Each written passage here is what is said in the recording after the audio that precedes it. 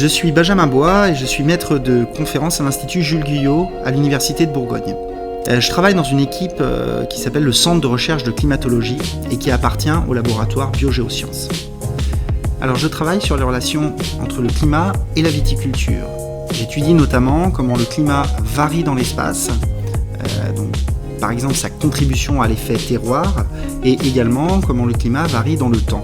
Alors pour étudier le climat et son impact sur la viticulture, on peut utiliser différentes méthodes. La première, ça consiste à implanter sur le terrain des capteurs de température. Et puis également, c'est analyser des gros jeux de données qui sont déjà existants, des grilles de données qui couvrent l'ensemble de la planète et qui couvrent aussi plusieurs décennies, voire siècles de données soit enregistrées, soit simulées. Alors, le but de ces recherches, c'est de mieux comprendre comment les différentes variables climatiques peuvent affecter la production de vin, le développement de la vigne ou encore les travaux viticoles et les maladies ravageurs qui peuvent affecter la parcelle de vigne. Mais ça va aussi, un enjeu majeur, c'est l'adaptation au changement climatique au cours du XXIe siècle. Donc de pouvoir proposer des solutions qui permettent de mieux gérer l'évolution du climat.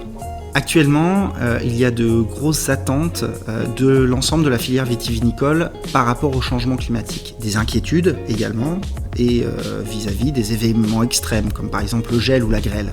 Donc le but de nos travaux, c'est aussi pour la filière de pouvoir donner des informations objectives. On retient ce qui s'est passé les dernières années, mais il faut regarder l'évolution climatique sur le long terme. Donc c'est arriver à objectiver ce que ressentent les professionnels de la filière de manière à leur donner des éléments pour qu'ils prennent les bonnes décisions.